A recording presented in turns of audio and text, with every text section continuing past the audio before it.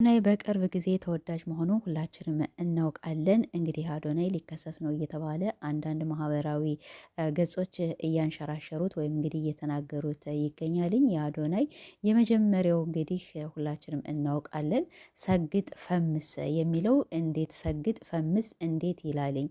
ይሄ ነገር ብዙዎቹን እያወዛገበ ይገኛል እየተባለ ነው። ሰላም ቤተሰቦች እንዴት ናችሁ? እኔ ደህና ነኝ አልሐምዱሊላ።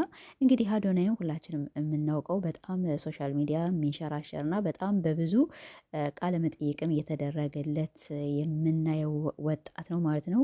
እሱም እንግዲህ ምንድን ነው ሰግጥ ፈምስ የሚሉትን ብዙዎች እየተረዱት አሉ፣ ብዙዎች ደግሞ እየተነጋገሩበት ነው ያለ ማለት ነው። ይህ ነገር ምንድን ነው?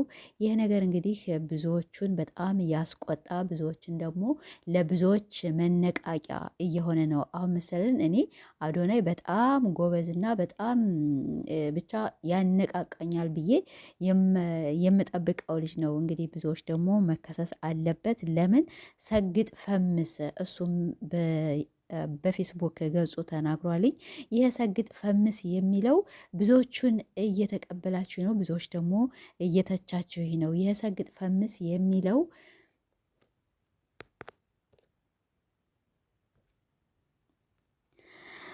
በማህበራዊ ሚዲያ ዘመን ወጣታችን በቀላሉ ወደ ስህተት ጎዳና የሚመሩ ማንነታቸው የሚያስጠኑ ከፈጣሪ የሚያርቁ መልእክቶች በብዛት ይለቀቃሉ። አዶናይ የተባለ ወጣት የሚያስተላልፋቸው መልእክቶች ስንፍናን መስበክ፣ ማሰብ፣ መከልከል፣ ነውር መስፋፋት ከሃይማኖት ከሴት ብቻ ሳይሆን ከሰብአዊነት ከባህላዊ እይታ አንጻርም ትውልድ ገዳይ ናቸው እየተባለ እንግዲህ ብዙ ገጾች በፌስቡክ ገጻቸው በጣም ብዙ መልእክቶች አሉና ይህን ነገር እያስተላለፉ ነው። እንግዲህ እኔ ብቻ ብዙ ሰው ደግሞ አዶናይ በጣም ጀግና ነው። በጣም ብዙ አንደኛ እንደምናየው ለሴት ልጅ በጣም ከበር አለው። ራሱ እንግዲህ ሰግጥ ፈምስ ያለበት ምክንያት ሊኖረው ይችላል። እሱ ካናዳ አገር ነው ወይስ አሜሪካ አገር ሳለ በጣም ወፍራም ነበረ፣ በጣም ፈራ ነበር አለ እና ለምን በቃ ሰዎች ሲስቁብኝ ዝምላለሁኝ፣ ሰዎች የሆነ ነገር ሲታችሁ ዝምላለሁ። ለምን? ስለሚፈራ።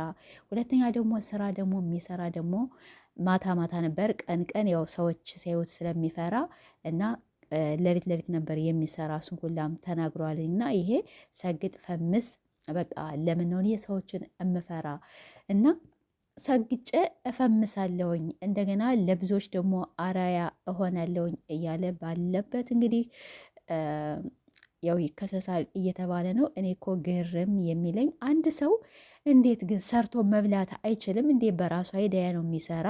የሚፈልግ ይከተለዋል፣ የማይፈልግ ደግሞ አለመከተል ይችላል የሚል ሀሳብ ነው ያለኝ።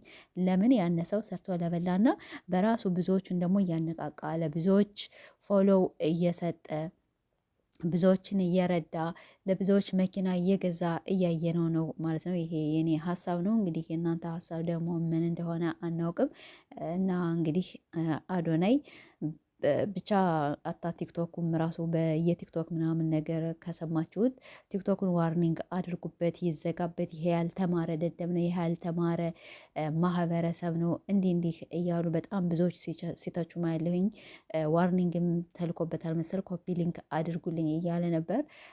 አዋርድም እንግዲህ አሸናፊ መሆኑን እናውቃለን። ግን ሰው ለምን ይሄን ያህል በጣም ይሄ ከሃይማኖትና ከሃይማኖት ከማህበረሰባችን ጋር የማሄድ ነው እያሉ ብዙዎች እንግዲህ እየተቃወሙት ነው።